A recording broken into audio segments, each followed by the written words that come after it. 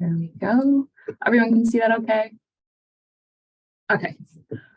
Good morning from my end of the world. My name is Casey Wright, and I am zooming in from Indianapolis, Indiana. So it is the bright and early hour of 6 o'clock in the morning. So I will try to get up to speed with you all. I am so excited to be here and to be in conversation with Carrie. Carrie, do you want to unmute and just introduce yourself so people can hear you? Good morning. Oh, that didn't sound very good. I'm Dr. Carrie Sapalo, currently in New York City this morning. However, I reside in New Jersey, and I'm looking forward to the presentation this morning. Thanks, Carrie. All right, so we're going to be speaking about beyond workarounds and mitigation, demystifying chemistry laboratory instruction for blind and vision impaired students. And I also dropped a link in the chat to the slides document in case you would like to follow along at your own pace. Okay, so before we jump into the details of our talk today, I want to note that the language around disability is constantly evolving and nuanced based on the communities of disabled folks we're talking about. I'm going to be using identity first language, such as visually impaired students, instead of person first language. I do so in adherence to the social model of disability, which takes disabilities to be produced by barriers in society and in the environment. And Carrie also prefers this language as well. So I'm going to be speaking about considerations for accessibility and inclusion in our online laboratory environments. And then I'm going to hand it over to Carrie to speak about the in-person lab. So it's no secret that the use of and the need for online laboratory learning environments has increased exponentially in the last several years with the COVID-19 pandemic. And just overall with increasing need for flexibility from our students. And so what I've put on the slide here is a few screen grabs from some of these online laboratory environments. Some are more oriented towards simulating the laboratory environments that we would have in our in-person lab, or leveraging the flexibility of the online platform to be able to depict things on the molecular level. And so with this, we really need to be considering how accessible are these environments. And so what I'm going to be sharing with you today in talking about online lab accessibility is an intervention we did in our course for health science and agriculture students when I was working at Purdue University. And the details of that are in a recent publication in the Journal of Chemical Education that's on the bottom of the slide here. So like others, as we were trying to figure out what were we going to do when we shifted to online laboratories due to COVID-19, we decided that we needed to fill in gaps that were left in our hands-on skill development labs with the online simulations that are provided by the Beyond Labs environment. So there's an image of that on your screen here, of what the general chemistry lab looks like in Beyond Labs. It's kind of your generic bench top that's got a whole bunch of stuff on it, ring stand and a whole set of chemicals in a storeroom beyond that. And so students can work in this 2D lab environment to do some of the experiments that they might get to do in person labs and some other experiments that they wouldn't be able to do otherwise. And so, did I miss my? Oh, and so when we did so, we were presented with a unique challenge of figuring out how to support students who have color vision deficiencies or color blindness. Because our students were working on their own in this online laboratory environment. And typically students who had color vision deficiencies would be like supported by their peers in the lab of kind of using somebody else's eyes. And that was not the case once they were working on their own at home. And so for those less familiar, color vision deficiency or color blindness is a disability that produces confusion around the perception of different colors. It can take on the form of what is medically known as deuteranopia, which is then commonly known as red-green color blindness. Tritanopia is blue-yellow color blindness. And then in more rare cases, you can have achromatopsia, which is when only black, white, and shades of gray are seen. And based on studies of color vision deficiency in the general population, if we have an enrollment of about 1,000 students, like we did in our course at Purdue, if, just kind of rough and dirty numbers of if we have 500 male students and 500 female students, then it's likely that we have about 50 male and 4 female students that might be color vision deficient. And so the important thing to note about this is that those often go unreported. And so every once in a while, we'll have a student who comes up and says, hey, I can't do this titration because I can't see the color. But often they're just not even noting that, which is, it can be particularly a problem, as we know in chemistry, because a lot of the observational work that we do in our general chemistry labs has to do with color. And so what we did was to try to make our online lab more accessible to these students was we adopted an app technology called the Colorblind Pale app. It's a smartphone-based app that is also available for Mac OS, so you can use it on your computer if you have a Mac. And what users can do is take a screen capture and center their cursor on an object to have it read out the color. So for example, here you're seeing an image of peanut butter on a piece of toast, and the target on the app is on the peanut butter, and it's reading the color at the bottom of the screen as bold brown. And the app actually can also be used to simulate color blindness, which is a great way to get kind of behind what your students are doing and what they're seeing. And so the example on the right side of the screen is an image of a field of pumpkins. And if you have normative vision, you would probably not be able to see the pumpkins because it looks like just a giant green field because the orange is not coming through. And so it's simulating what that would be like to have that color blindness. And so what we did was when we looked at our first semester general chemistry curriculum, we anticipated that there were going to be several lab activities where students might need to use the app to make color-based observations.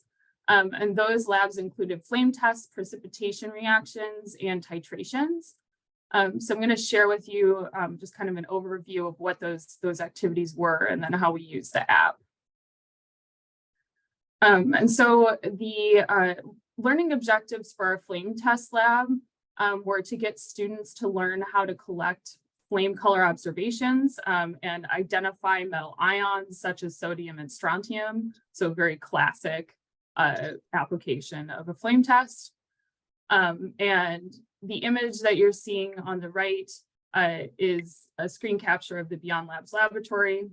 It's got a test tube stand, and the storeroom is where students can get the powdered metals that they would then be viewing in the flame test, or the powdered ions. And so there's a small window on the left-hand side of the simulation where a video appears of the flame when the students are collecting data in the lab. And so when we use the Colorblind Pale app in this lab, what I could do was I could anticipate with the simulation of color blindness what ions might be difficult for students to collect color observations.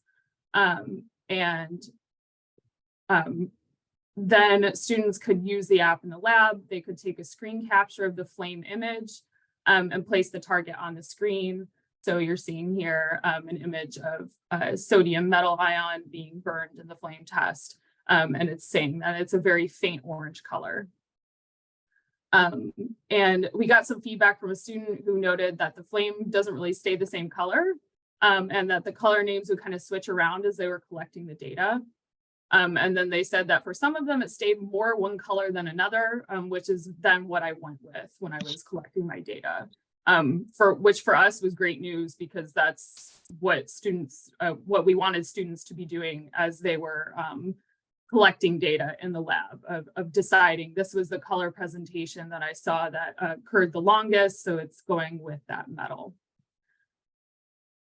The next lab where we applied the app was in the precipitations lab.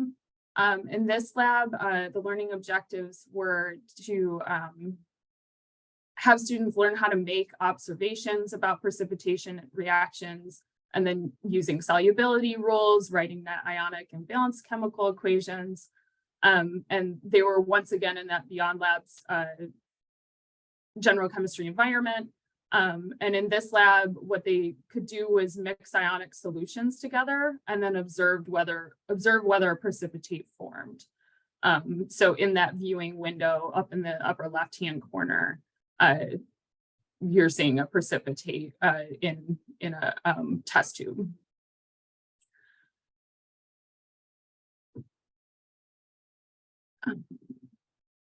And so again, when we use the Colorblind Pale app, students could collect color observation data.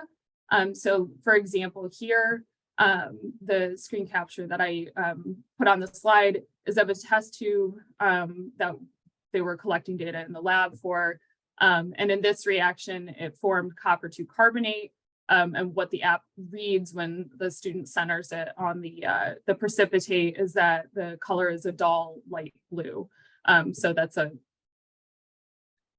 accurate observation that we would want students to be making in the lab. And then the last lab where we integrated the app was our titrations lab.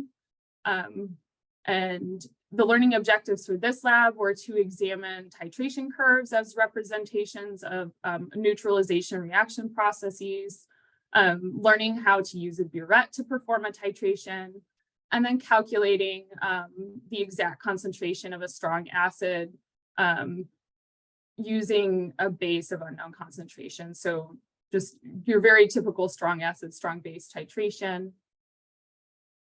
We had two types of titration activities in this lab, and they were both with hydrochloric acid and sodium hydroxide. In the first activity, students used a phenolphthalein indicator to do colorimetric titration. As a reminder, phenolphthalein is clear at low pHs, and then it turns pink and then magenta as we get over a pH of 7. And then in the second experiment, students were comparing colorimetric titrations with potentiometric titrations. So trying to differentiate between equivalence points and endpoints, and then interpreting the titration curve. So this is kind of first exposure to all of this for our students. And in this second activity, students were using a bromocresol green indicator, and that's yellow at low pHs and blue at high pHs. And so again, when we had students use the app,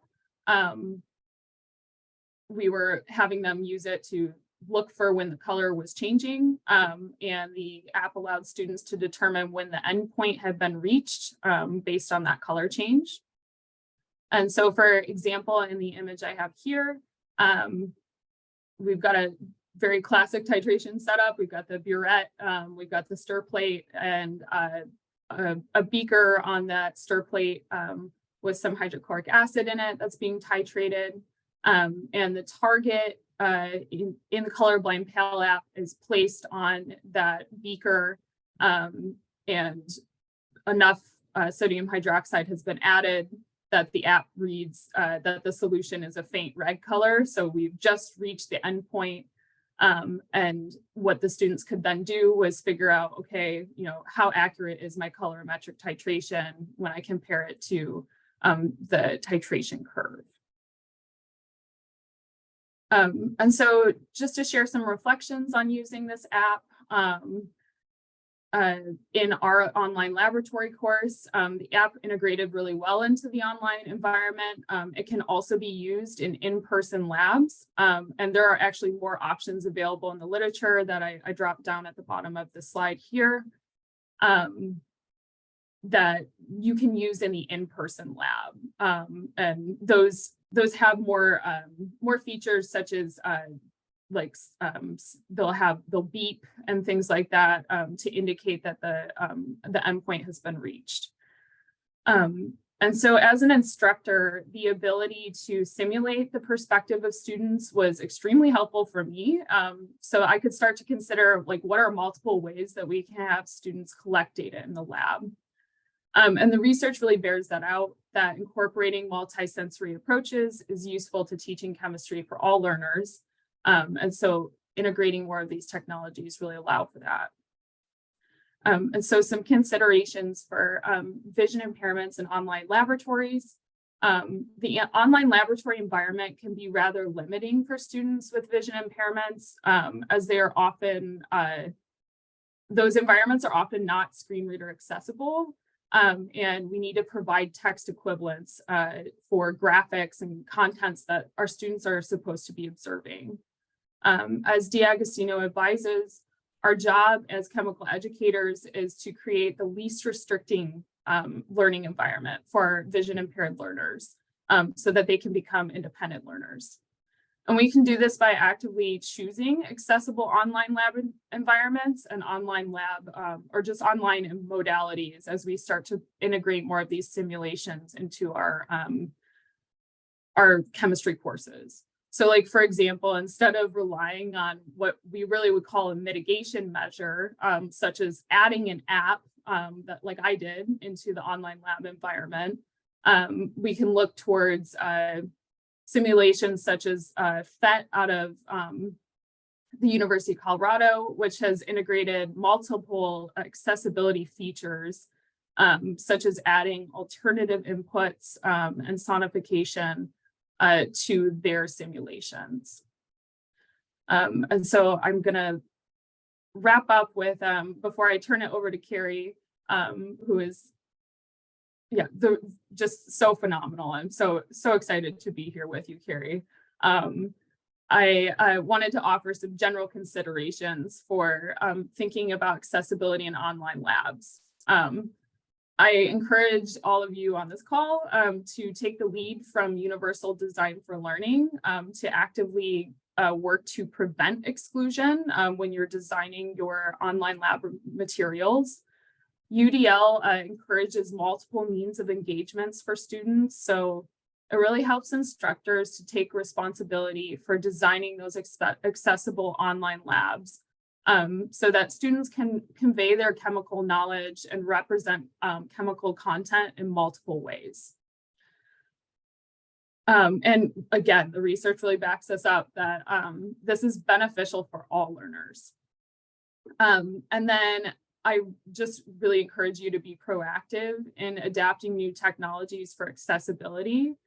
As the disability advocate Meryl Evan urges us to really just aim for progress over perfection. Just getting started is very important because these technologies can improve your understanding of how students learn and really help your students feel included in chemistry. And so with that, I'm going to go ahead and stop sharing my screen, and Carrie, you can go ahead and take it away.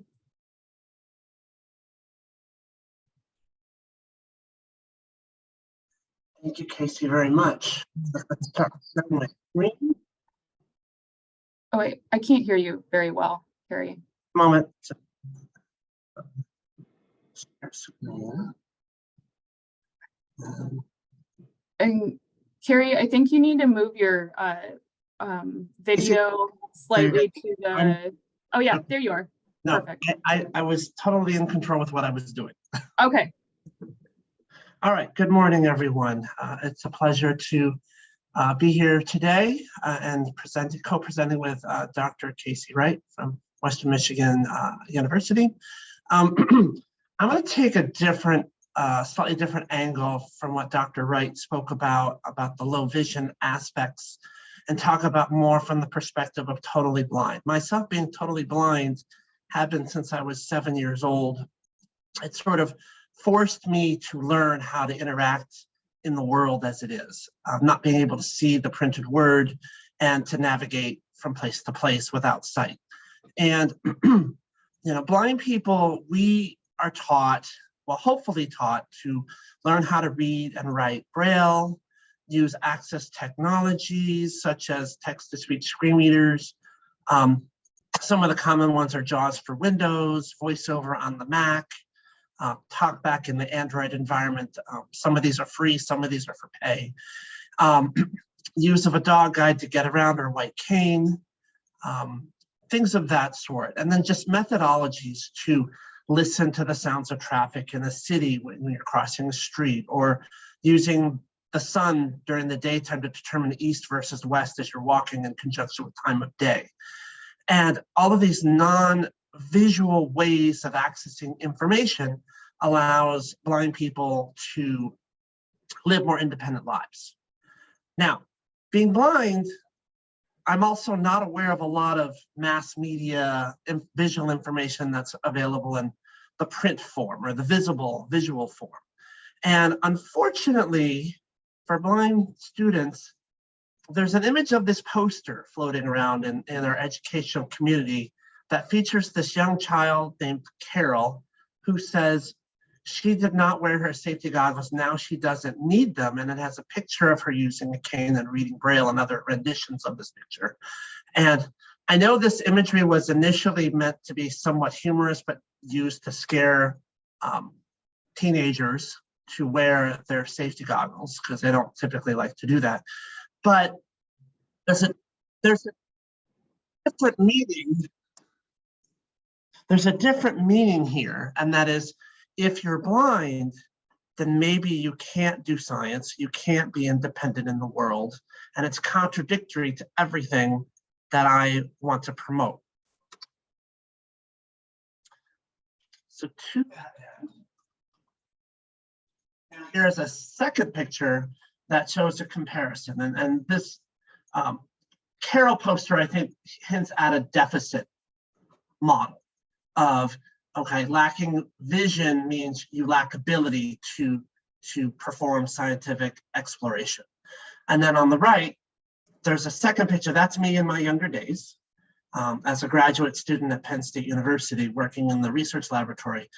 And I share this picture because I want to say that it promotes what I call a pedagogy of possibility. It's like, it shows that a blind person can be independent, be an experimentalist working in the laboratory. The question is, how is that possible? Because many of you at this moment might be thinking, how can he work in the laboratory safely without injuring himself and others around him? So we're going to get into some of that. So first, we have a picture of one of my friends and colleagues, Dr. April Hill, at Metro State University in Denver, Colorado. And I met Dr. Hill years ago, back when she was a postdoc at Penn State while I was still in grad school. And she took an interest in wanting to know how to teach blind and vision impaired kids, how to do laboratory sciences independently. And so all of our working together has paid dividends, because here's a picture of her working with a blind student in an actual college level chemistry course with other non-visually impaired students. Okay. And this is the type of image that we want to make the norm rather than the exception to the rule. I don't know how many of you in the audience have had blind and vision impaired or BVI kids enrolled in your classes to date, but with this whole idea of inclusion and diversity, hopefully you'll have more opportunities to teach students of this sort. So then what are some of the tools? Some of the current tools are the SciVoice Talking Lab Quest, which is a product distributed and sold by Independent Science in the United States, along with Veneer Science Education in Beaverton, Oregon, to put a text-to-speech screen reader application on the handheld device. And once you have a talking data logger, all of the peripheral sensors that are compatible with that device suddenly talk. So here you have a picture of a temperature probe, but there's pH sensors, conductivity, balances, oxygen detection, you name it, we probably have a gas chromatograph, spectrophotometers, and they all work in different ways. Some of them you get actual spoken quantifiable data points. Others you get graphical information. So with the graphics, Dr. Wright mentioned the use of sonification in her remarks. And sonification, for those of you that may not know, is the use of an audible tone that changes by the pitch changes with the slope of a line. So as the slope increases, the tone will increase, or as the slope decreases, it drops and hence will decrease in pitch. And if you sonify Cartesian graphs, say you've got the y equal x line, we all are intimately familiar with what that graphic looks like. It would sound something like this. Or if you reverse the graph, y equals negative x, it'll go, ooh. Okay. Or if it's the famous sine wave, it'll sound like a siren. Woo, woo, woo, woo. So it gives you a really quick qualitative representation, non-visually, of what your graph looks like immediately upon the conclusion of your data collection. And of course, the talking lab quest, we call it the TLQ. It also has tabular information. You can access statistical information. And it's nice because it's got a small footprint, so you can use it in the laboratory, but you can also take it out into the field. This week, we have a field test of Talking Lab Quest. Excuse me? Oh, okay.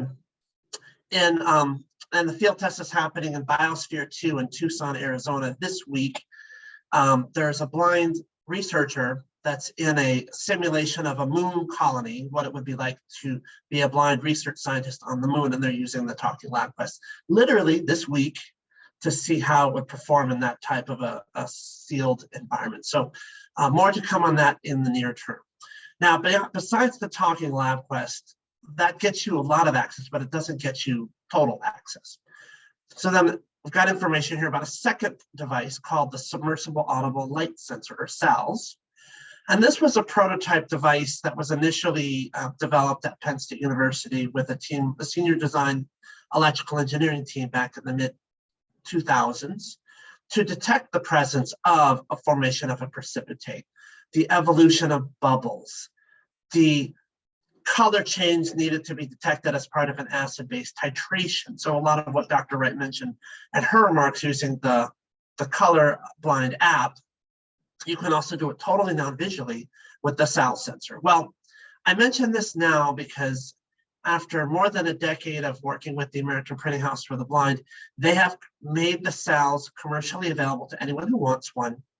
And it uses a mobile application called the SALS for an iPhone or an Android app. And then all of the audio tone outputs that you detect. So it uses the light sensor in that's submersible in a test tube or a beaker or flask. And then it uses ambient light, and it converts ambient light to audible tone. And so as your solution, say it's the iodine clock reaction, as your solution starts at the clear, it'll have a high tone, and as it goes from brown to darker colors to eventually black, the tone gradually drops. And the audible tone communicates to the blind student approximately when the color changes are occurring. And of course, we all know this is a chemical kinetics experiment, so your concentrations as you vary them with your starting materials will impact reaction rate. And as a result, the blind student can record time intervals by which the color changes are occurring with the SALS. So SALS is a wonderful thing. I recently talked to some colleagues at the American Chemical Society conference. They were excited to learn the SALS is now available because they feel when they do lecture demonstrations for sighted kids in a large audience, that if you're not seated in the first 4 or 5 rows of the audience, you're in essence blind to what's happening color change wise on a bench top in the front of a large lecture hall. And they're going to start using the SALs in their lecture teaching. And the nice thing about the SAL, since it is an iOS or Android app, is if you have students in your audience that need assistive listening help, they can Bluetooth connect to the audio output through an iPad or your smartphone and hear all the audio tone nice and clearly. So those are the SALs. And then, so that's what we have today. A quick glimpse at what's to come. Recently, a grant was awarded to Independent Science to develop the next generation data collection tools for blind and vision impaired students. And we wanted to get more tactile graphic representation, refreshable braille. Now, refreshable braille is the ability to use a matrix of pin on a device that will make braille letters. And blind people have been limited to the refreshable braille technologies for decades, where it's limited you to one line of text. It works in conjunction with the text-to-speech screen reader program like JAWS or VoiceOver to represent the braille on the device. And right now I'm using one of these devices to give this presentation, and I'm looking at notes on my slides, but it's one line. Well, this SciDot product that we're calling internally is a multi-line refreshable braille device. So this one that you see in the picture is 4 lines, and it's 2 modules put together that shows 24 braille cells per line. This is a huge revolutionary innovation step forward for the blind community to have this much accessible refreshable braille in one time, in real time. Now, this is still prototype. This application here is using a prototype Android application to use a veneer sensor, one of their GoDirect sensors, to collect data via Bluetooth with this device. And it shows tabular information, but also graphical Cartesian graph in real time. So as your values are increasing, you can feel the graph increasing under your fingertips, or vice versa. If it's dropping, you can feel it. And you might say, why is that important? Well, if you take a moment to think, when you use computer-assisted apparatus to do laboratory science, what are your sighted students looking at on their computer screen once they hit the data collection? They're probably looking at the dynamic graphic forming on their screen, and it's cueing them as to whether or not there's a problem or if it's going as predicted. And so now blind and vision impaired kids will have that opportunity to do that in real time with this technology. So we're in the process of waiting for our review of our phase 2 proposal, which will provide the funding to assist Independent Science to take this product from prototype, as you see here, all the way to commercialization within the next 1 to 2 years. So we'll keep our fingers crossed, but that is a little glimpse of hopefully what's to come. So the methodology for accessible hands-on science learning for students with vision impairments does exist. The accessible laboratory procedures are needed. So when I say accessible, reading media is very important for blind people. I use Braille myself, so having access to Braille materials is helpful. Tactile graphics is simply a raised line representation of a graphic that I can feel. And then human reader, I mentioned that here. This is still important to us because a lot of text-to-speech screen reader tools, I use JAWS every day myself to do my work, but they have difficulty reading chemical expressions. So NaCl, it will read it as NaCl, or potassium hydroxide, it'll be CoA. And so it's not very conducive for high school and undergraduate students to learn chemicals or to do stoichiometry problems when you're reading your chemical symbology as words. So we need to come about with a new way of doing that. And obviously Braille, large print, high contrast representations of digital material, all is very helpful to this end, but the paradigm is shifting and we're moving forward into the future with more digital content, and hence needs to be more inclusive and accessible. So other tools here, I mentioned the side voice talking lamp quest, the submersible audible light sensor, and then we have to leverage all laboratory safety protocols. We strongly recommend those of the American Chemical Society, but there are others out there from other scientific organizations as well that are certainly qualified and valuable. But the whole idea of if you're blind, you don't need to wear safety goggles in laboratory is crazy, because a blind student, if chemicals get in their eyes, it'll still cause pain and discomfort as it would any other student. So blind students should be expected to wear proper safety equipment, lab coats, lab aprons, things of that sort. Be oriented to where the location of a safety shower is, emergency exits, how to use an eye wash, and those sorts of things, because you never know when an emergency might happen and who's responsible for who. I mean, it's easy to delegate that responsibility to a sighted buddy, but in the end, it's most important that everyone be able to take care of themselves if the unthinkable should happen. And then, of course, I mentioned benchtop management, knowing where you put objects in your laboratory workspace. We recommend that you use a cafeteria-style serving tray to serve as a tactile indicator on the benchtop to where spillable and breakable items might be placed. And if a blind student is working with a laboratory team, then they can they can agree on some basic conventions of putting anything that's spillable on the tray to serve as a tactile indicator. And we also found that putting extra beakers to support graduated cylinders so they're less toppleable is also a valuable technique. And then, of course, I have reference for mentorship for blind and otherwise students with other disabilities is also important. I had a blind mentor who was a professor who inspired me to stay on the path at points of frustration in my later years as an undergrad in PChem to keep going towards becoming a chemist. So mentorship is also very important. So the full integration of a blind student is a collaborative process. And as you see here, here's a picture of my friend, Dr. April Hill, again, working in a laboratory classroom with a BVI student, working with a pH sensor and some colored liquids and various beakers.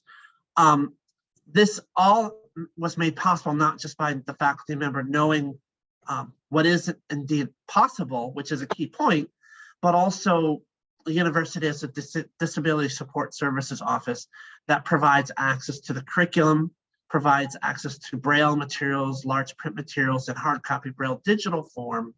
So we as faculty don't necessarily have to know how to make the curriculum accessible in the physical form, but they're probably going to have a set of basic conventions you need to abide by to make sure the digital files are screen reader accessible as you create them, because it's much better to create accessible content at authoring stages as opposed to later as a mitigation.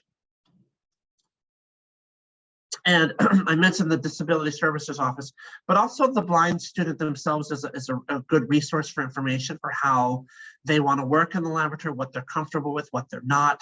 And the blindness skills, as I reference, commonly refer to Braille reading, access technologies, mobility, getting around using a white cane or dog guide.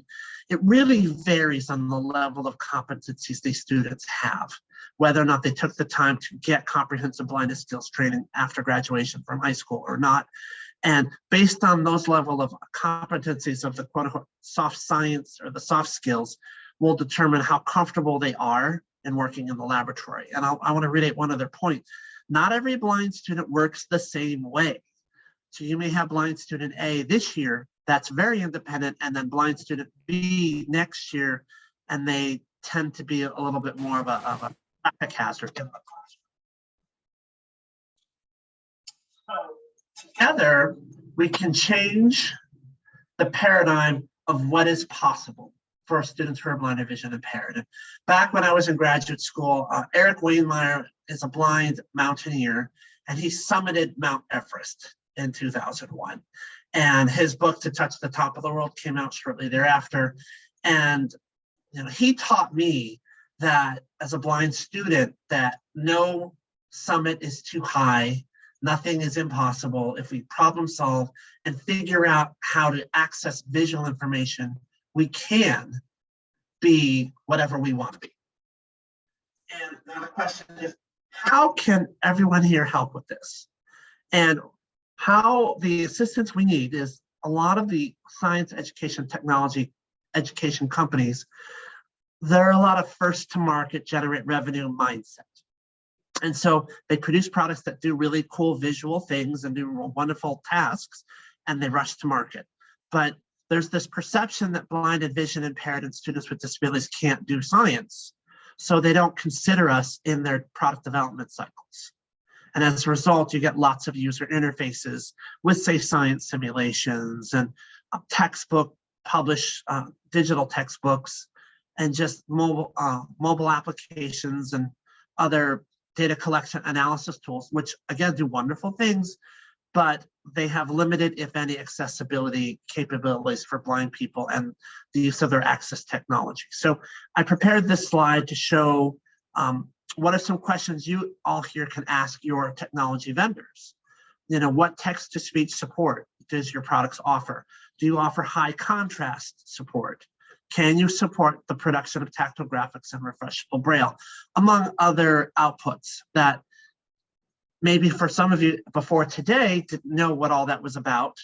And I will say that when the customers in the field are asking the vendors to provide these capabilities for them, as sort of a stipulation for purchase or awarding of contract to a company, they tend to be more motivated.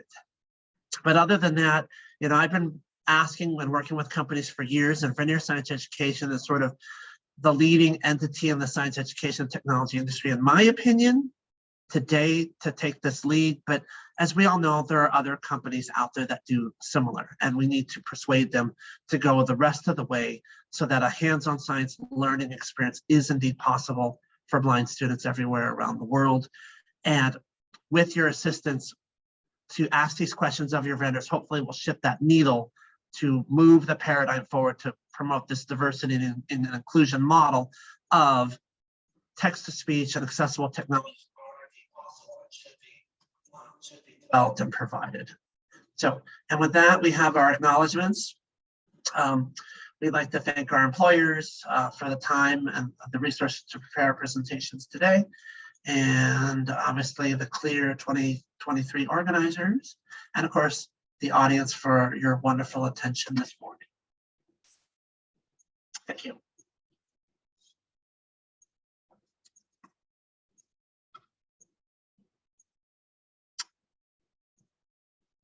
I guess. Right. So are there questions? Go ahead, Andreas.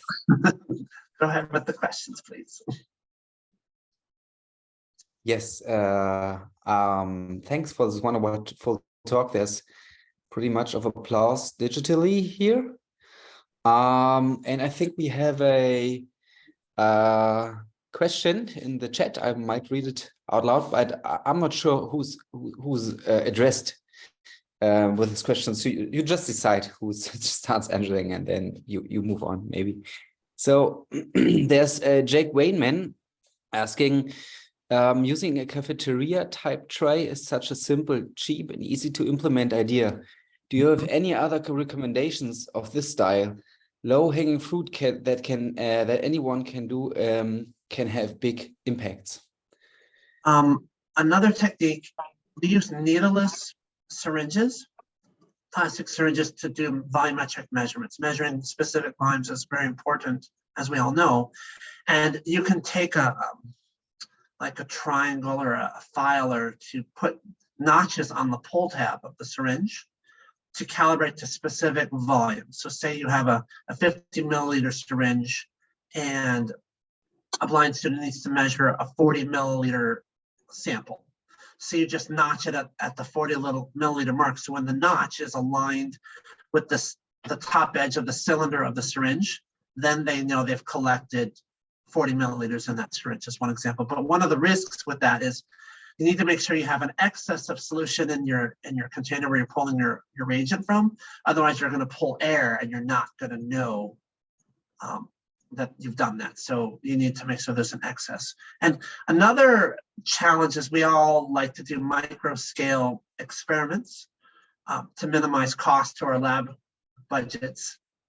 But everything that I shared with you this morning or today is all macro scale tools. So if your curriculum has micro scale processes or standards for a BVI child, at this point, we still need to stay on the macro, so you might need to scale everything for one station. But I hope to someday develop micro scale tools so that we can join you all on the micro scale. So.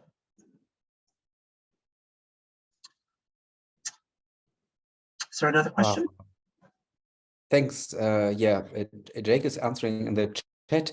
And I think if there are any questions, please just feel free to unmute yourself and also to show your video, and then you can ask orally also in your question.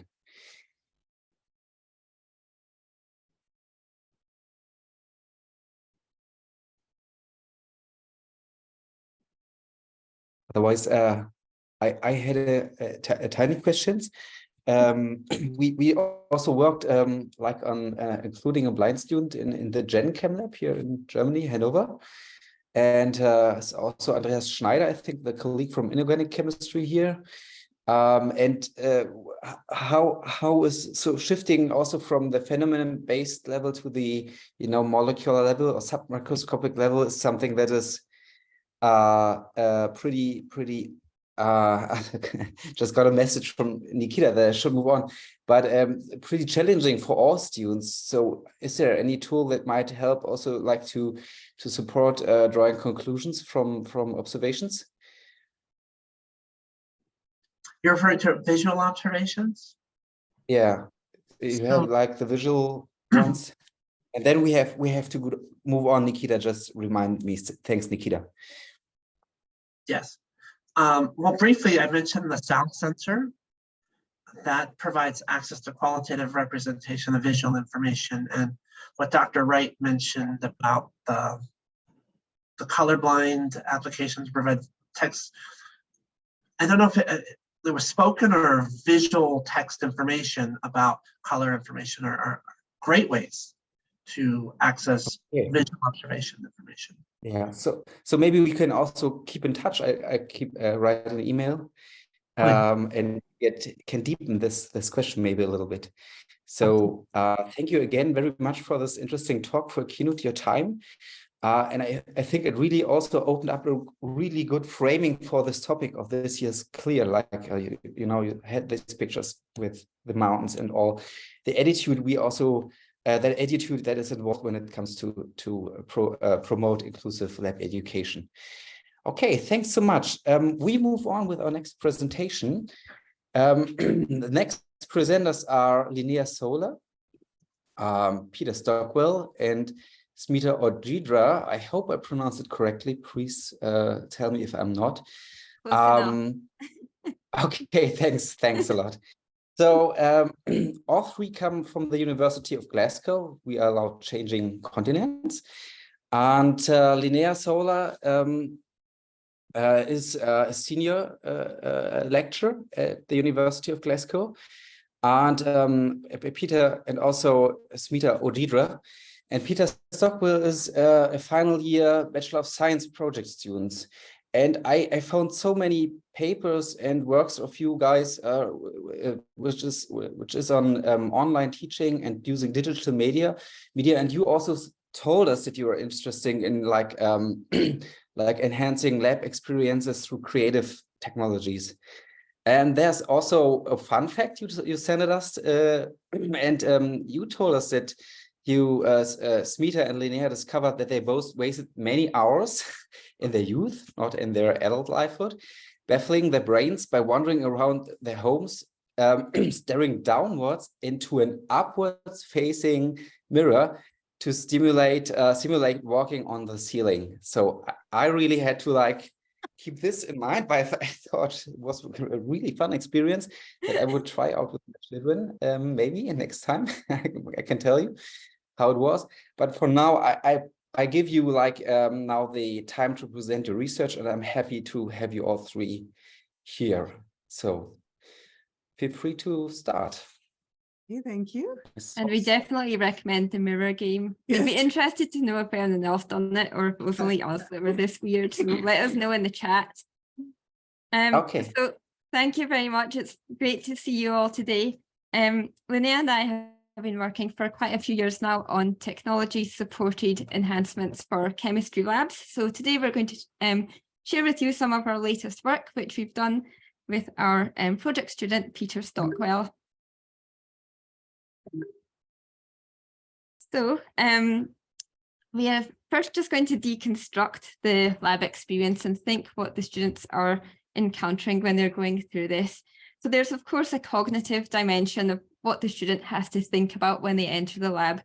And this doesn't just involve thinking about the chemistry behind what they're learning, but there's all other kinds of things like finding the lab, thinking about the safety of the procedures, navigating the lab and its contents in order to find, use equipment safely, thinking about communications and other people there, as well as time management. And also, of course, our students are always worried about their assessment as well.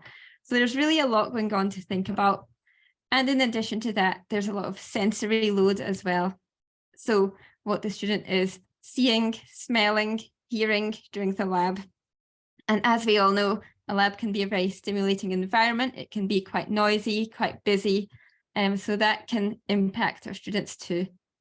And in our extensive experience of teaching in labs, we've also discovered that students can sometimes also be impacted by the social dimension as well. So who does a student have to interact and communicate with during the labs, and how are they handling this process? So overall, for the students having to navigate all of these different types of loads, depending how they can manage this and what support is in place, will impact their anxiety, stress, and confidence levels.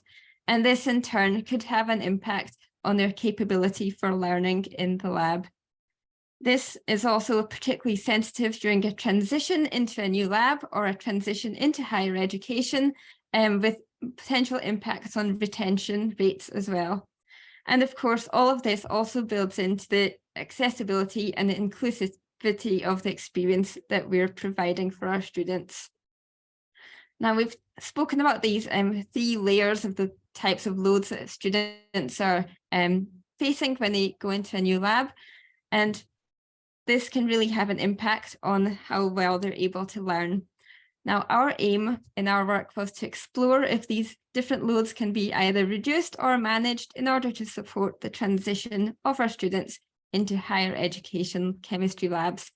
And to do this, what we done was we created a bespoke interactive resource to help students virtually explore our lab before they get here. So trying really to demystify the chemistry lab experience.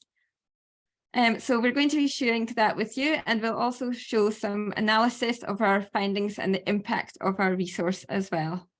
Okay, so in order to do that, we had to create this resource with our project student. And what we wanted to share with you is that this resource was designed for our Synthesis 1 lab. So it's a first-year lab. We have approximately 600 students that go through this lab.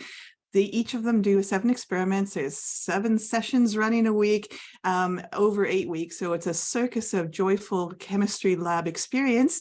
And so what we wanted to do is we wanted to introduce and host content for students to access before the lab started and actually during the lab's weeks, so they could revisit it as often as they wanted to. So we wanted an interactive, accessible resource for people to use.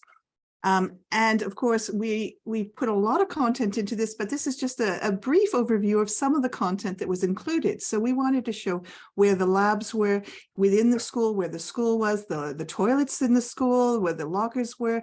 We wanted to show the layout of the lab, where the experiments were held within the lab, and additional pre-lab information. Whoops, wrong direction. And we did this. We had images that were labeled. So we had photos. We also had immersive 360 images as well. We used videos. So we actually had time-lapse videos to show how a lab happened over 3 minutes, compressing 3 hours. And the first point of view sort of walk through various things using GoPro. We wanted students to be able to identify what they were working with, so glassware, chemicals, etc., and also highlight safety issues and where to dispose of items. And we wanted to create this immersive experience in the lab. So we thought of showing a fire drill, walking into the lab, walking around the labs, and we introduced a soundscape. So all of this is contained within our one resource that students can click into and use. So we would like to share just a brief snippet, that sounds like a better word to say, of this resource. So this is where you would start in, and you can see that we have content about the building, where to find the lab in the building, the toilets, etc. And then this side here, you can see we've got clickable icons here that take you into bespoke information about the lab. So since we don't have much time, what we're going to do is take you into exploring our Synth1 lab. So we've got two ways of doing this. And one of it is we've created a map which mimics the lab, and it shows the entryway, it shows the fume hoods, it shows there's additional information where to find the technicians and where each of the experiments is held. So if I click on experiment 4 here, it takes us to the equipment that's shown for sorry, my mouse seems to have died. Okay, experiment 4, but we wanted to actually let people explore what was in the kit. So you can actually see we've got labeled images for each of the bits of equipment. And then we wanted to show the equipment that are the chemicals that were used and highlight the hazards in it, and also where to dispose of things in terms of waste, etc. So this is sort of our static tour, but we wanted to have more of an immersive 360 tour here. So you can see here we have the different experiments which you can access here, but you can also access the experiments by clicking your way through here, and we can actually look around the lab on all of these images, and you can walk your way through. And if you hover over, we also have labeled equipment. So again, we have this, oops, there is Peter. A lab tour that you can go through. Now, what we also wanted to briefly show you is our sounds of the lab. So we wanted to let students experience some of the sounds they would hear before they entered the lab. And hopefully we've, I don't know if we clicked share sounds. That's a sound of breaking glass in case you couldn't hear it. That's a sound of a fire alarm, just in case we didn't click the right button to share this. So we shared some sounds, and then we also, because of all our other experience, we know that students enjoy a good game to learn about things. So you would click on a button here, you would hear the sound of breaking glass, and then you would have to identify, was it glassware breaking? Yes, aren't you a clever cookie? Okay, or not, the fume hood alarm, no, it tells you go and try again. So let's go back to our PowerPoint. Okay. Shoot. Okay, so now on to our evaluation and findings. And before we dive into the results, I just wanted to explain a bit about our project timeline so you can understand our data collection timing. So the Synthesis 1 lab is the first lab that the students do when they come here, and it's in first semester. We also started this project last semester, so that is when we started with Peter designing and creating this e-resource, as well as designing our evaluation and getting our ethics approval. Because of this timescale, it meant that we couldn't release our e-resource for testing to our students until semester 2, which was after their lab block had finished. We also ran a focus group in semester 2 and started our analysis then. Now, our evaluation focused on 2 main areas. So one of them was looking at the student lab experience, and the students were asked to reflect on their recent experience in the lab, which they'd taken without the resource that we'd made. And this was because we wanted to measure the extent of cognitive, social and sensory loads in the lab, find out what the stressors were for our class, and also get a gauge of how confident, prepared and anxious our students were feeling. We then showed them our resource and asked them to reflect on that and find out if it would be useful for helping to manage expectations around social, sensory and cognitive load. And we wanted to do this to find out if it would be useful as an aid to transition into a new lab. So To reiterate, the first stage of our questions and evaluation to our students was to get them to reflect on the experience they just had in the Synthesis 1 lab in first semester without our resource, because we were still making the resource. And it started off by asking about their reflection on their cognitive load and their experience of it. And we asked them if they ever felt overwhelmed by cognitive load. Red is yes, blue is no. And you can see that about 75% of people said, yes, they did feel impacted by cognitive load issues in the lab. But then we wanted to say, did you often feel overwhelmed by this? And you can actually see more people didn't feel it as often, okay? And the comment here is saying, being surrounded by a lot of equipment and liquids without really knowing which one is felt overwhelming. So that's just a comment on the cognitive load. So then we asked the students about their sensory load experience in that first semester lab and asked them if they ever feel overwhelmed by a sensory load. And we can see here, red is equivalent to never, blue, dark blue is always, and gray is sometimes. And you can see that about half the students reported feeling impacted by sensory load at some point in their lab experience. And this student shared, I personally suffer from regular headaches and the bright lights of the labs often aggravated this. So then we asked the students to reflect, we wanted to dig deeper into the sensory load and briefly go through that. We explored, and again here, sorry, red is never and blue, dark blue is always, and gray is sometimes. So we explored sounds, we explored smells, we explored crowding, the sense of crowding. We wanted to know if touch, and touch could be being in crowds or it could be physically touching glassware. We wanted to find out if just the human interaction was an issue. And then we had 3 visual sort of queries, if it was light, if the movement affected them, or the complexity of objects around them. And you can see overall, there wasn't an overwhelming response that people were being affected by it, but there is a significant number in each of these categories. And we'd like to also highlight that people that possibly were affected by sounds weren't affected by light. So we're all individuals, so these are all very individual responses. But interestingly enough, 20% of the students did report that sound did affect them in the lab at some point.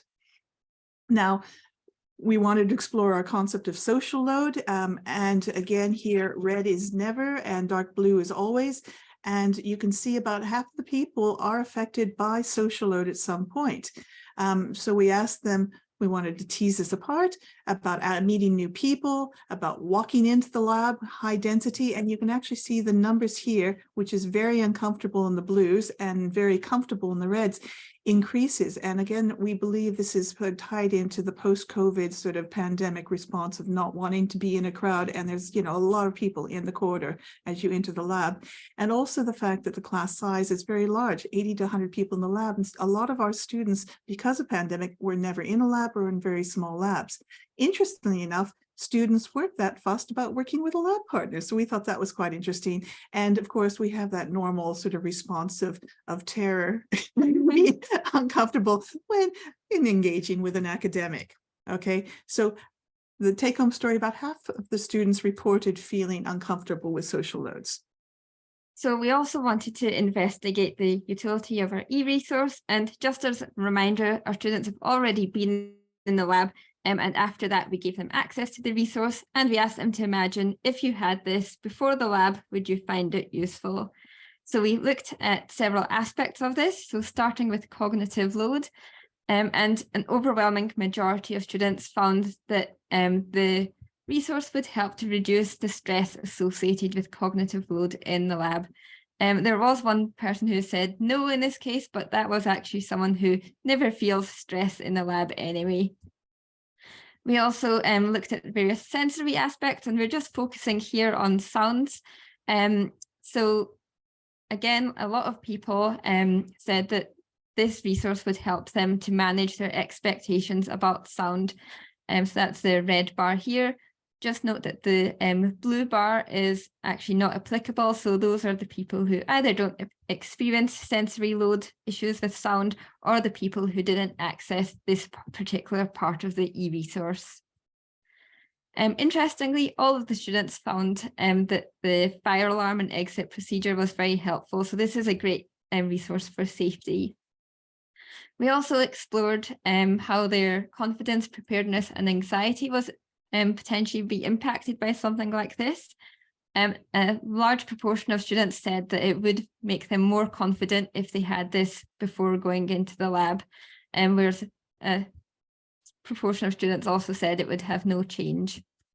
Interestingly, every single respondent said that it would help them feel more prepared before going into the lab. So that just shows the strength of these kinds of virtual resources to help for pre-lab preparation. We also asked about anxiety, and the majority of people reported that their anxiety would decrease or have no change if they were using this map. Some people did report an increase in anxiety, but when we cross-referred their responses with their open answers, we think they might have accidentally picked increase, thinking that was a positive response for that one. And just a couple of quotes here. So people were saying that it would really help them become familiar with the layout of the lab, and also that it would take away their apprehensions about the lab. So in summary, most students in our lab were feeling overwhelmed by the cognitive aspects and cognitive load in the lab.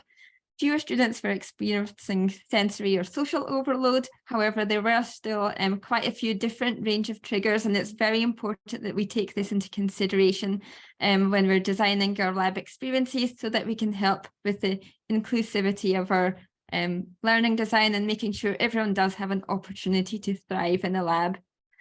According to our results, all of our students believed that this would really help them to adjust to a new lab by reducing their anxiety and stress, and we think that it's really key for helping the transition. And we just have another quote here. Someone was saying it would have helped them because they're very anxious and they felt imposter syndrome in the lab, and they feel that a resource like this would make things much easier and make them feel like they knew what they were doing when they get into the lab. So we're going to continue our research in sensory load and our lab research. We have some related projects going on, but we really wanted to highlight the benefits of doing a student partnership and say an absolutely massive thank you to Peter, who we worked with this year. He was just absolutely incredible. He brought a lot of creativity to the project, and it was just really fun working with him. And thanks to many of our colleagues as well, our CLEAR hosts today, and James Gaynor and Sveta, who really helped us get on our feet with some of the technologies that we used. And of course, our technicians in the lab and our student cohort and our management in the school, without whom none of this work would have been possible. And thank you all for listening. Yes, thank you so much for the presentation. When I saw the online platform, I really imagined myself being a student. I would have loved to have a platform like this preparing for lab. So thank you very much for these insights and the research so that you presented. Is there one question from the audience? We would have maybe the time for one short question and one short answer.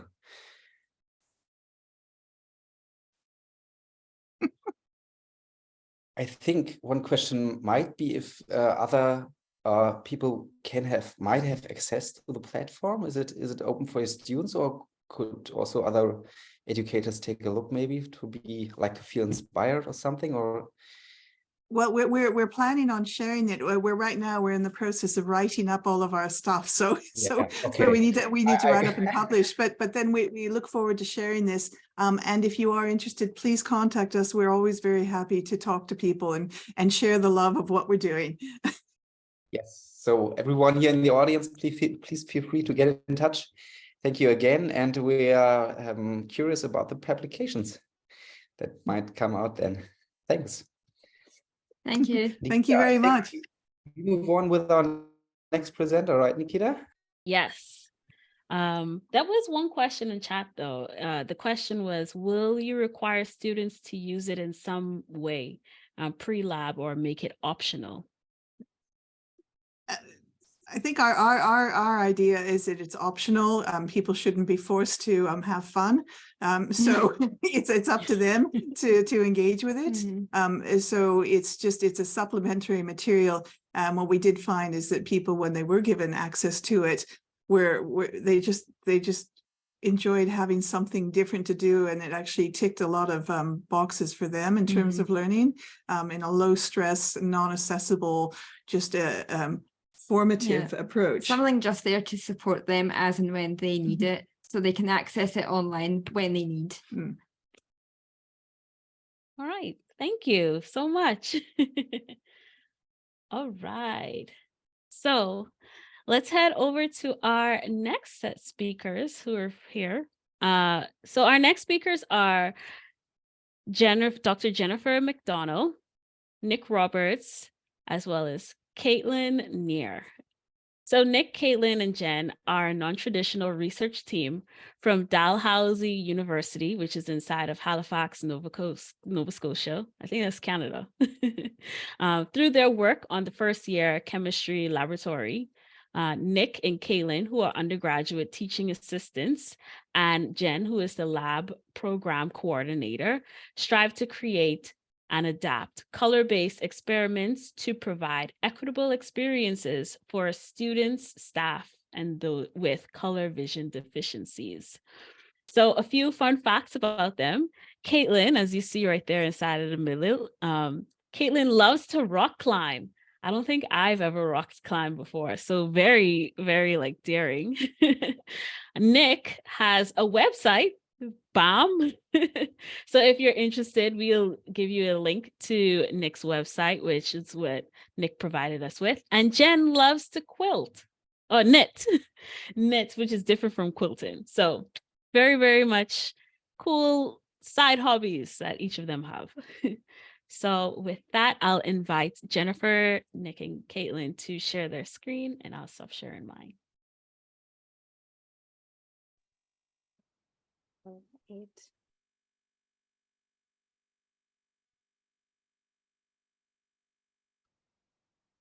All right, can you see everything okay there, Nikita? Yes, looks nice. Wonderful. All right, well, let's jump right in because I know we've only got 15 minutes to go. So thanks for having us today. We're really excited to share with the CLEAR audience about the work that we've been doing, where Nick, Caitlin, and I have partnered to create supports for color vision deficiency in the chemistry laboratory. We are part of a larger team called the Colors Project at Dalhousie. So our other teammates that aren't with us today are Rory Chisholm and Mark Wall. So we just wanted to acknowledge that they are also part of this work, and we're presenting something a little different today. We also have resources. The link is in the chat, and you can get it from the QR code here. So you can access those at any point if you would like to. And of course, we have to mention our funding sources that allowed us to create all of these things over the past 3 years. Dalhousie University from various departments, as well as LearnSci and CLEAR, which gave us some support in 2022 to allow us to work on some filters work that we presented last year. So we heard this morning a little bit about color vision deficiency from Casey, which was wonderful. So just to recap, in case you weren't here at the beginning of the conference, color vision deficiency affects approximately 9% of the world's population, and it's characterized by the difficulty or inability to distinguish colors or certain colors, particularly creates confusions between colors. There are 3 main types, protanopia, deuteranopia, and tritanopia, which affect the red, green, and blue cones in the eye, and that causes differences in how folks view color. So when we assessed our experiments in the first year chemistry laboratory, what we saw was that unfortunately 10 out of 16 experiments do have some aspect of color associated with them. One of the classics, as we saw earlier, was titrations, whereby the light pink phenolphthalein color sometimes is rendered invisible to folks with protanopia and deuteranopia. And we can help this by perhaps adding a little bit more indicator to increase contrast at the endpoint. So here we're showing variants of 3 drops of indicator in the center flasks and 6 drops of indicator in the rightmost flask in each of those images. It increases the contrast, doesn't necessarily give you that pink color, but it does give you some indication that the endpoint has been reached. Other things that we've kind of been looking at are chromatographic separations that are color-based. And with these, not necessarily we can change the concentrations, but we can change what we've assigned students. So thinking about what color set we're asking folks to separate allows us to create a more equitable environment by assigning an unknown series that creates a scenario whereby somebody with color vision deficiency is able to see those colors more in a true fashion as their teammates might be. The absolute key to everything that you're going to see today is the students as partners approach that we've used to create all of this. None of it is possible without Nick and Kat. So for us, the students as partners model allowed us to harness our diverse strengths, ideas, and experiences as a team, and build a nice foundation of responsibility and trust in our work. And the most important piece is it creates space for student voices and amplifies the voices of student educators, which we're going to do in just one moment. Our goals globally, of course, is to create accessible, interactive, and universally designed content. And as was mentioned earlier in the conference, and as Kat said in my office not 1 week ago, the key is progress, not perfection. So in that vein, progress, not perfection, none of this came together smoothly and none of it came together perfectly on the first go. So in fall 2020, during the pandemic, we were so focused on the titration aspect of color vision deficiency supports that we completely forgot about the experiment that we're about to talk about. In fall 2021, as a result of that, we started building in more supports. We've improved our lighting and color contrast and those types of things, added overlays to confirm colors. And Caitlin came on scene when she was in the class in fall 2021, and she was helping us adjust assessments so that they were more inclusive to folks with color vision deficiency. Moving into this past fall, we've added things like pH meter overlays and created content for our TA teaching team, which is very large, about 50 people, to make sure that they were aware of the supports and how they could support students. Moving into this coming fall, we're hoping to start incorporating a little bit more some pattern-based universal indicator supports that we've been looking at.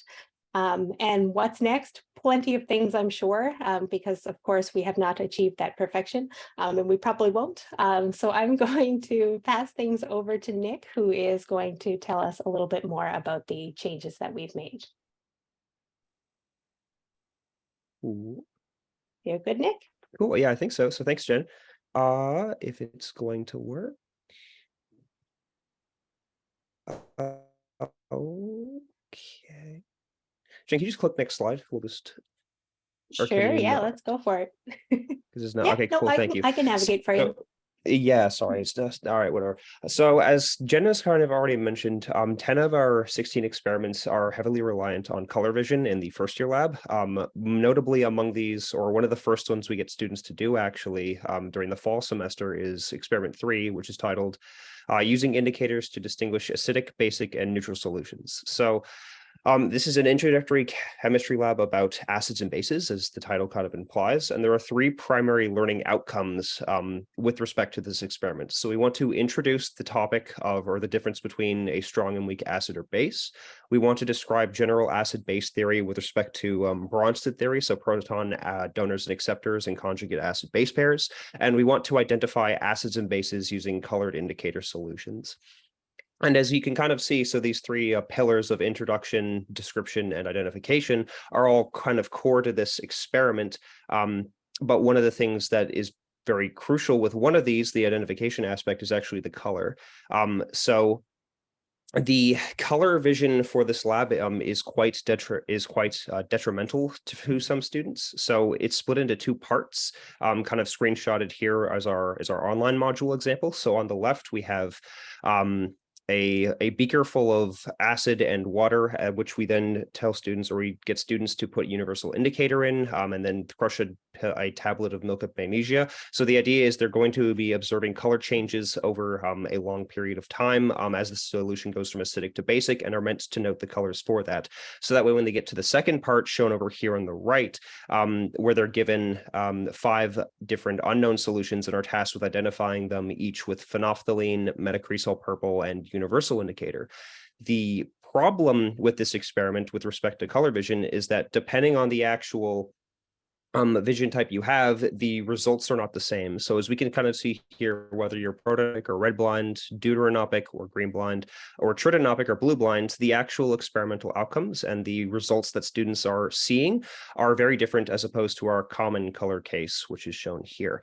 And so this leads to the question of, are the learning outcomes for this experiment, for this lesson, about one how sees color or about how one interprets the color? And we think it's much more important to discuss the interpretation of color in this instance, because at the end of the day, if we remember our introduction, description, and identification, introduction does not require color vision. The description doesn't necessarily require color vision, and only the identification requires color vision. But even then, that was an arbitrary choice that we made based on limitations of the class. So it's important to implement supports or to even go back and redesign parts of the class in order to try and accommodate this kind of issue. And so one of the ways we started to do that is first by just general quality of life improvements. So the original kind of modules in fall of 2020, we did not have a ton of time to like properly go in and make them. And so what we did in fall 2021, when we were trying to improve our experiments in general, is improving the contrast and minimizing shadows. So the clearer an image is for those who have to look at it on a computer screen, the better it's going to be. It's the kind of motto of garbage in, garbage out. If you have a terrible image going in, then no matter what quality screen that someone views it on, it's not going to be the easiest time. So by improving the contrast and minimizing shadows, this really just makes a clearer picture, which is better for all, and 2, the colors are much clearer, which are better for those who have difficulty seeing them. What's more, during the fall of 2022, we actually added in multiple modes of color confirmation. So again, going back to the learning outcomes, it isn't about the color of the solution that matters. It's much more about the actual interpretation of that color and understanding what a basic or acidic solution looks like.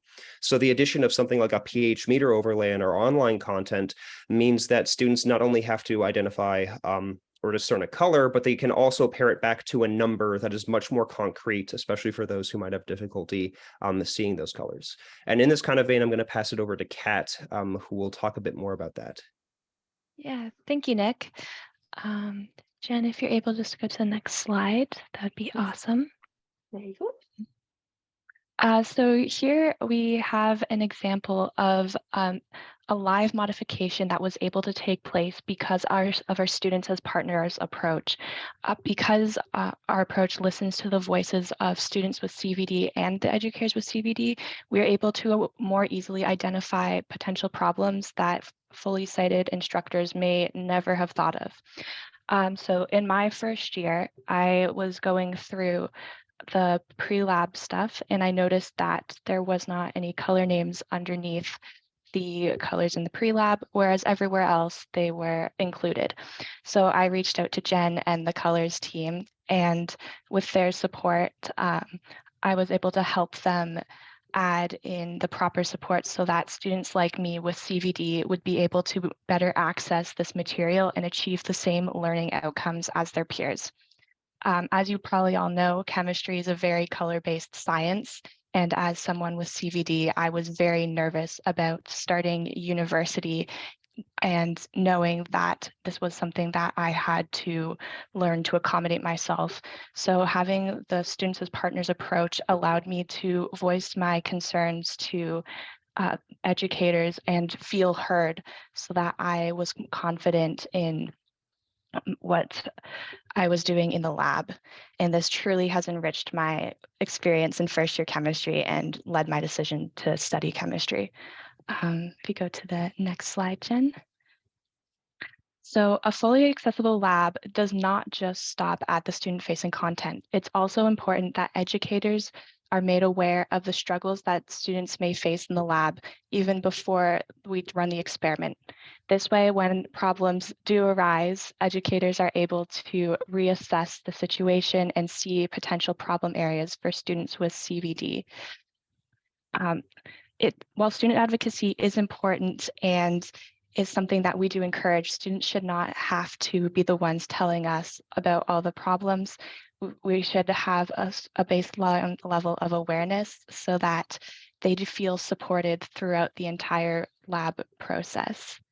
Yeah, and this is an example of the little supports we put into the TA training modules, as you can see, and some of the dyes have more problems than others. And yeah, we were able to see that.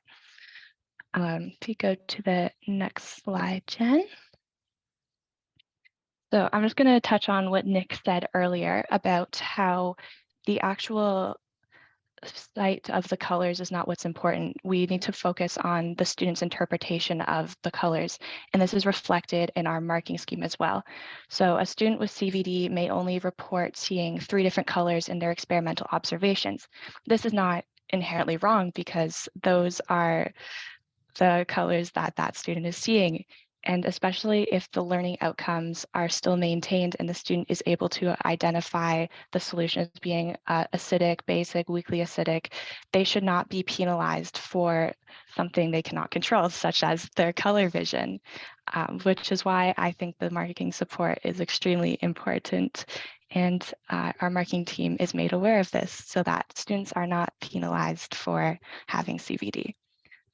With that said, I'm going to pass it back over to Nick. Right. So yeah, so just really quickly wanted to comment, if you're interested in maybe hearing more about diverse perspectives from different students, we recently had a paper deposited into the chemistry archives on the efficacy of indicators for individuals with color vision deficiency. So it's quite literally on archive right now. It's open access, so you don't have to have like an account or anything. And we compare the universal indicator solutions, which we've seen today, on top of universal pH paper and pH strips, and compare the experiences of those with a variety of color vision issues in terms of how they might navigate an experiment similar to this. With that, I'll pass it back to Kat. So our team is currently working on an open educational resource, or an OER, to share what we have learned so far on accommodating people with CVD in the lab and beyond. And it also touches more on our students as partners approach. If this sounds like something that would interest you, sign up for our mailing list to get the latest updates and to be notified when it's released. If you want to sign up, you can either click the little link or scan the QR code. Yeah, so thank you for having us. Thanks, everybody. So if you have any questions, we're happy to address them. And if you want to access our resources, we can drop the link back in the chat if it got buried, or you can just connect with it there on the screen. Thanks very much for having us. Yes, thank you. Thank you so much for your talk. If there are any questions, we open it up. You can unmute yourselves, or you can type it inside of the chat if you feel more comfortable that way, and we'll read your question out loud.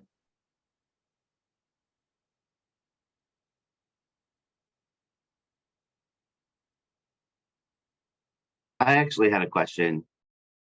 I was wondering if there were any difficulties or issues that you ran into where, like, so people in different languages or different countries have different numbers of terms for different colors. Like, maybe, I can't remember which language this is that I'm thinking about, but I know that there's some East Asian language where there's like 5 or 6 different words for blue that all distinguish different types of blue. And I was wondering if you had thought about that and how it like intersects with this creating access with these labels, but like, does it create, I don't know, new problems for people who are maybe not native English speakers?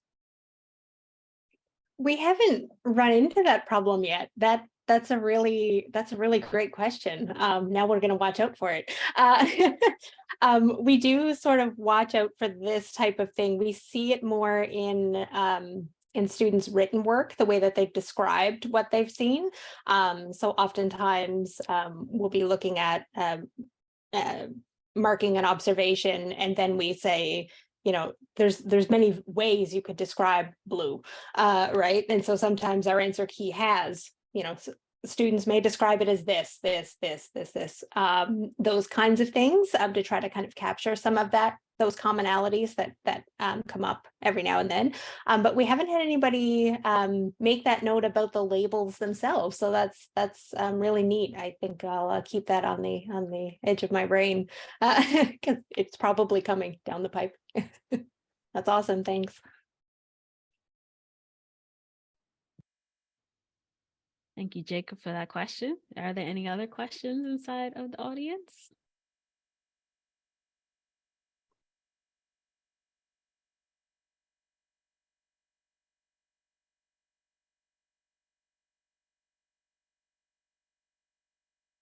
Right. Okay, well, thank you so much, Jennifer, Nick, and Caitlin. Thank you. Thank you. Thank you. So let me you. share my screen.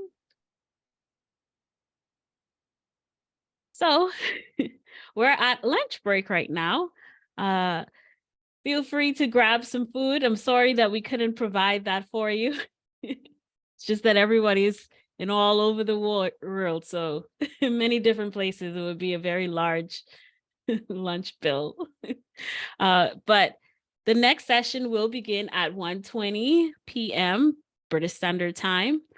You can make your way on back around 1:15 to answer a next poll question that we have for everyone. So take a break, grab a drink, grab a snack, and we'll see you right back.